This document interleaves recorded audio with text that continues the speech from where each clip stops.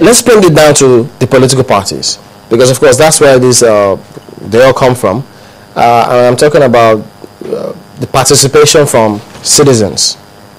If the politicians fund the parties, they control the parties, they bring their own people to those parties as members, and everybody else just stays aloof, that control, they can't exert the kind of control they have.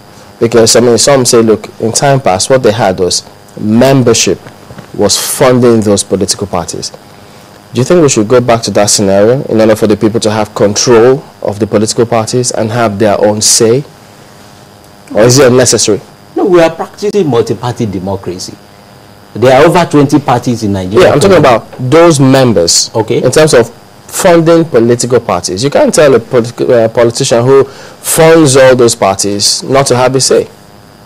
Okay, I understand your point. Well, all over the world, political parties are funded by their members. And in some parts of the world, political parties are funded by members of the party, although government also give them some subvention and what have you.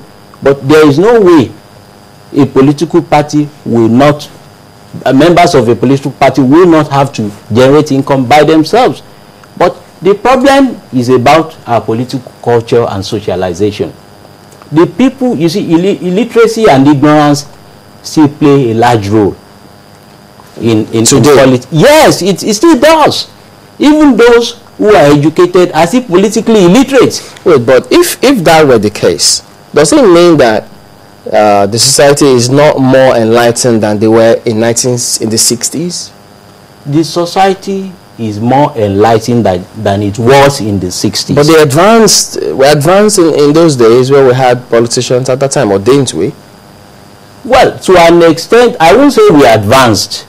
In terms of the way we play politics, the kind of issues we focused on, and how we went on about it. Was it not a little different from what we have today? You mean then as compared with now?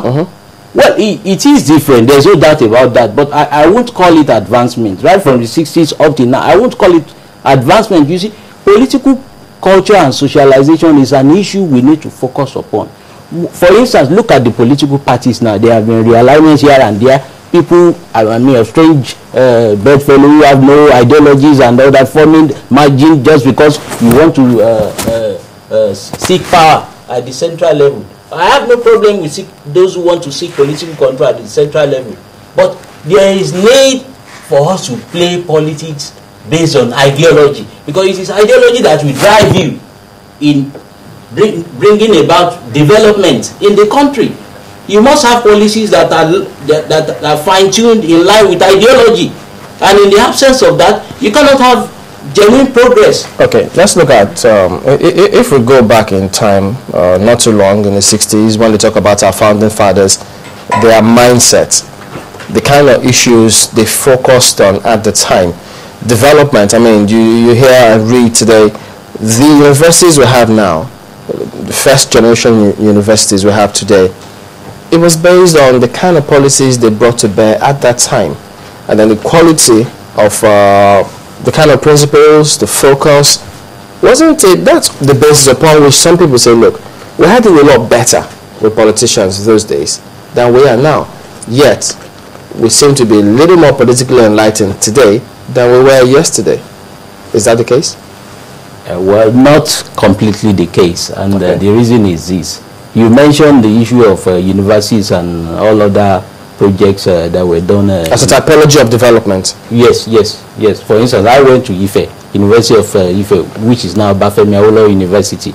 I went to Bafemi Awolowo University, but formerly University of IFE, which is a product of thinking, genuine thinking and planning by the former government of Western region in those days.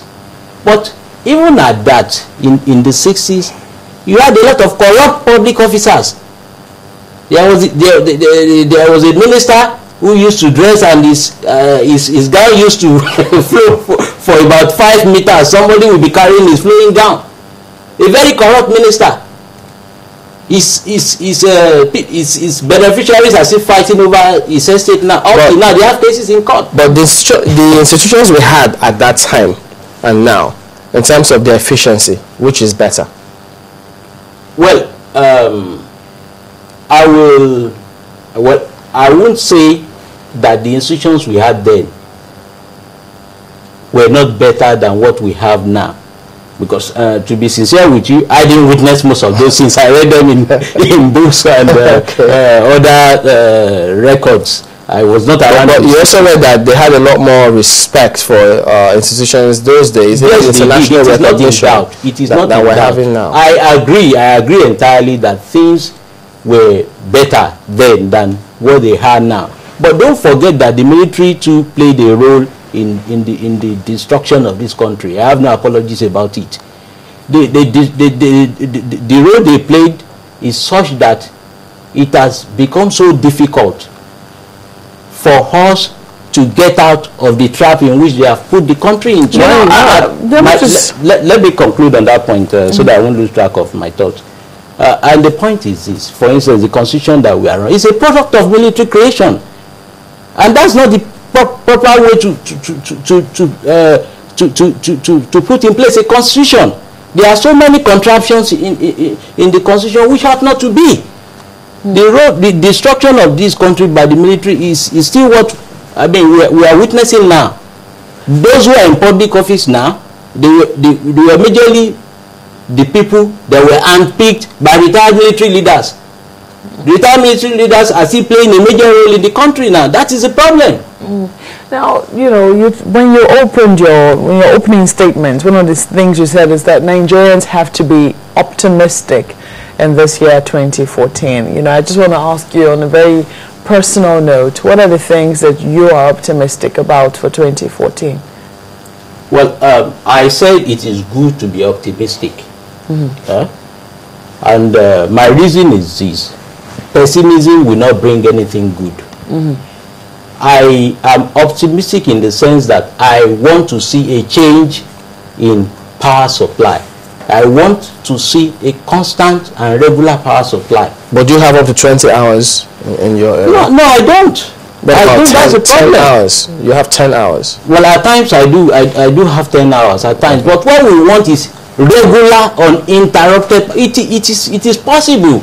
Other countries have it. Even in Africa here, why can't we have it? You've told us that you're optimistic. It's one of the things that you want to see. Are you optimistic? Because one of the things we focused on this morning was the president's comment at the beginning of the year, which he said in church, that they believe, I'm sure considering all the investment they have made in 2013, that power supply should be steady before the middle of this year. Are you optimistic about that? Well, I want to be optimistic. I want to be optimistic. Like I said. But what's preventing you from being optimistic? Well, because you keep what is preventing me is the reality on ground. It is the reality on ground. I desire to be optimistic. It's good to see good things. What reality are you saying that is preventing you from being optimistic? The reality on ground is the facilities we have on ground. For instance, PHCN is no longer PHCN. It has been handed over to the new owners. It's been privatized. Yes, it is. It has been privatized. Yes. But some of us don't even know who the new owners are. We have not seen any bills. We have not seen any positive action. You know, some people that have been enjoying power supply without paying bills. There are some areas in Lagos where people use electricity and they don't pay bills. Whoa.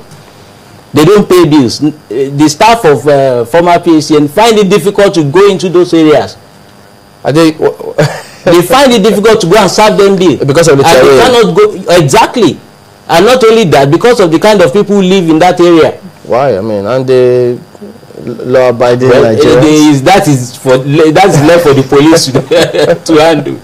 So I desire change in power supply. I desire change in road construction.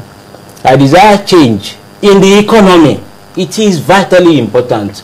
You see, inflation keeps going up and up and up, notwithstanding what those who are in government tells us that, inflation has gone down. The prices of commodities are soaring on daily basis. So you're not saying that's reflected in the everyday things that we're buying. Is that what you're saying? That's it. Okay. All right, Idris Farrow is a legal practitioner. Thank you for coming on this morning. Thank you for having me.